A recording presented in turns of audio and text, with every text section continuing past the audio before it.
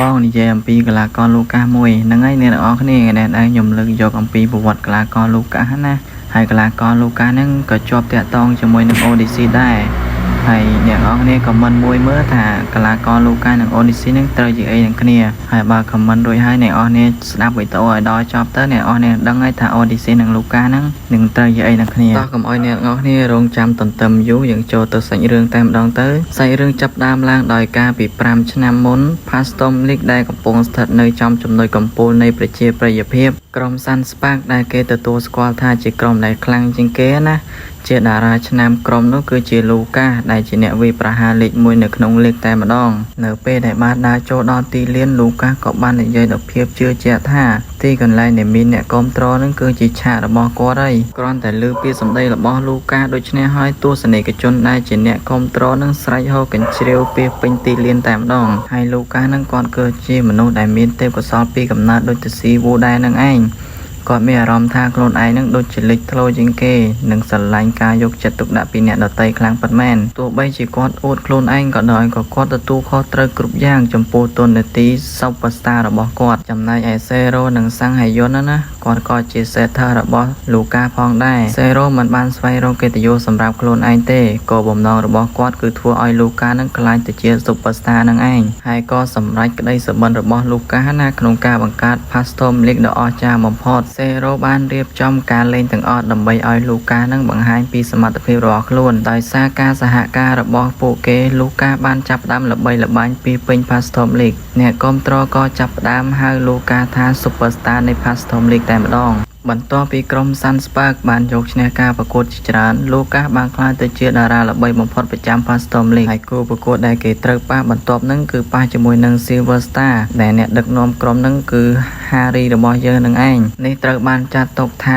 ជាការប្រកួតរវាងក្រុមខ្លាំងទាំងពីរណាចំណែកឯ Zero វិញមុនការប្រកួត Zero បានធ្វើបទសម្ភាសន៍និងពិភាក្សាជាមួយអ្នកលេងទាំងពីរក្រុមណាចំណែកឯលូកាសវិញបានបង្ហាញទំនុកចិត្តយ៉ាងខ្លាំងដោយជឿជាក់ថាសមត្ថភាពរបស់គាត់អាចយកឈ្នះគូប្រកួតណាក៏បានដែរខណៈពេល Harry នៅតែស្ងប់ស្ងាត់និងវិភាគស្ថានភាពដោយមិនបង្ហាញអារម្មណ៍អ្វីឡើយនៅពេលជួបគ្នារវាងក្រុមទាំងពីរលូកាព្យាយាមបង្កសម្ពាធផ្លូវចិត្តទៅលើ Handra ខ្លាំងមែនទែនដោយបង្ហាញពីភាពជឿជាក់និង Style Superstar របស់ខ្លួននឹងឯងផ្ទុយទៅវិញ Harry មិនឆ្លើយតបអ្វីច្រើនទេហើយផ្ដោតទៅលើការប្រកួតតែប៉ុណ្ណោះភាពផ្ទុយគ្នានៃបុគ្គលិកលក្ខណៈអ្នកទាំងពីរក្លាយទៅជាចំណុចសំខាន់ក្នុងឈុតនេះនឹងឯងនៅក្នុងការប្រកួត Zero បន្តធ្វើតួនាទីជា Kingmaker ដោយរៀបចំបាល់ទាំងអស់ឲ្យលូកាសអាចវាយបានល្អបំផុតលូកាសចាប់ផ្ដើមរកបន្ទុកជាបន្តបន្ទាប់ហើយអ្នកគាំទ្រនៅក្នុងចំណែកឯអ្នកគាំទ្រគឺស្រែកហូឲ្យលូកាសពាសពេញទីលានតែម្ដងទំនាក់ទំនងរវាងលូកាសនិងសេរ៉ូបង្ហាញថាពួកគេ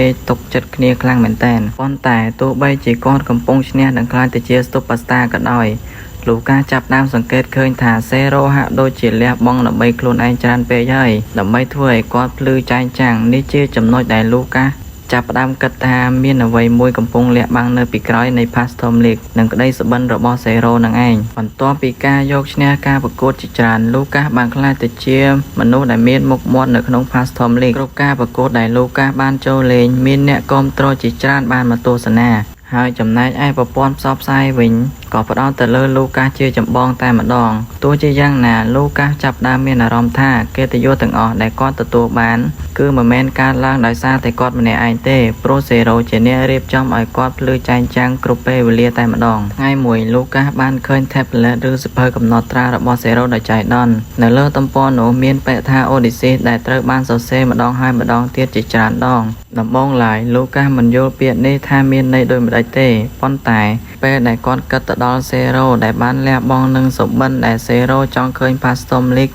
ក្លាយទៅជាកន្លែងដែលផ្ដល់ក្តីសង្ឃឹមដល់អ្នកលេងគាត់ចាប់ផ្ដើមពាក្យថា Oasis ជានិមិត្តរូបនៃក្តីសង្ឃឹមនិងទីកន្លែងដែលមនុស្សអាចពឹងផ្អែកបាននៅការប្រកួតទី100របស់លូកាសចូលលេងដោយមានអារម្មណ៍ខុសពីមុនបន្ទាប់ពីការប្រកួតបានបញ្ចប់គាត់បានប្រកាសខ្លួននៅចំពោះមុខអ្នកគាំទ្រថាចាប់ពីពេលនេះតទៅខ្ញុំនឹងប្រើឈ្មោះ Oasis ការប្រកាសនេះធ្វើឲ្យអ្នកគាំទ្រភ្ញាក់ផ្អើលយ៉ាងខ្លាំងព្រោះលូកាសគឺជាឈ្មោះដែលល្បីល្បាញពាសពេញ Pastom League រួចហើយលូកាសគាត់មិនបានផ្លាស់ប្ដូរឈ្មោះដើម្បីឲ្យគាត់នឹងល្បីជាងមុនទេ ប៉ុន្តែលូកាក៏បានផ្លាស់ប្ដូរឈ្មោះដើម្បីគោរពសេរ៉ូនិងបន្តក្តីសុបិនដែលសេរ៉ូបានចាប់ផ្ដើមគាត់ចង់ក្លាយទៅជាអ្នកដែលអាចផ្ដល់ក្តីសង្ឃឹមដល់អ្នកដទៃដូចជាអត្ថន័យនៃពាក្យ OC នឹងឯងបន្ទាប់ពីព្រឹត្តិការណ៍នេះត្រូវបានបញ្ចប់លូកាឬក៏ OC ក៏បានចាប់ផ្ដើមសង្ស័យលើ Pastom League និងអង្គការដែលគ្រប់គ្រងវាគាត់ដឹងថាមានរឿងជាច្រើនដែលត្រូវបានលាក់បាំងពីអ្នកលេងនិងអ្នកគាំទ្រហើយនេះជាចំណុចចាប់ផ្ដើមដែលនាំទៅរកការចាក់ចេញពី Pastom League នៅពេលក្រោយបន្ទាប់ពីការប្រកួតទី100លូកាបានចាប់ផ្ដើមសង្កេតឃើញថា Pastom League មិនមែនជាលេខដែលគេមានតែការប្រកួតកីឡាប៉ុណ្ណោះទេមានរឿងជាច្រើនដែលអ្នកលេងមិនត្រូវបានប្រាប់ហើយការសម្រេចចិត្តជាច្រើនដែលត្រូវបានធ្វើឡើងនៅក្រៅឆាកនេះចាប់ផ្ដើមធ្វើឲ្យគាត់ស្វែងរកការពិតតែម្ដងនៅទីបំផុតលូកាក៏បានសម្រេចចិត្តចាក់ចេញពី Pastom League ដោយស្ម័គ្រចិត្តការចាក់ចេញរបស់លូកាធ្វើឲ្យអ្នកគាំទ្រគឺពិតជាភ្ញាក់ផ្អើលខ្លាំងមែនទែនព្រោះគាត់គឺជា Superstar របស់លីកបន្ទាប់ពីគាត់ចាក់ចេញពីលីកឈ្មោះ Odyssey ត្រូវបានដាក់នៅក្នុង Blacklist របស់ Pastom League មានន័យថាគាត់មិនអាចត្រឡប់មកប្រកួតនៅក្នុងលីកនោះទៀតបាននោះទេក្រោយការចាក់ចេញលូកាក៏បានជួបអ៊ីសាបែលដែលកំពុងស៊ើបអង្កេតអំពីអាថ៌កំបាំងរបស់ Pastom League ដែរអ្នកទាំងពីរក៏បានចាប់ផ្ដើមសហការគ្នាដើម្បីប្រមូលព័ត៌មាននិងស្វែងរកការពិតអំពី Pastom League ក្រោយមកក្រក៏បានមកចូលរួមជួយលូកានិងអ៊ីសាបែលដែរជាមួយគ្នានោះពួកគេបានព្យាយាមលាតត្រដាងអ្វីដែលកំពុងកើតឡើងអំពី Pastom League និងការគ្រប់គ្រងរបស់វាក្រោយព្រឹត្តិការណ៍ទាំងនោះលូកាបានបន្តជីវិតនៅក្នុងនាមជា Odyssey គាត់បោះបង់ភាពជា Superstar របស់ Pastom League ប៉ុន្តែគាត់មិនបានបោះបង់ក្តីស្រឡាញ់ចំពោះបាល់ទះឡើយគាត់បន្តលេងនិងជួយបណ្ដុះបណ្ដាលឲ្យអ្នកលេងជំនាន់ក្រោយ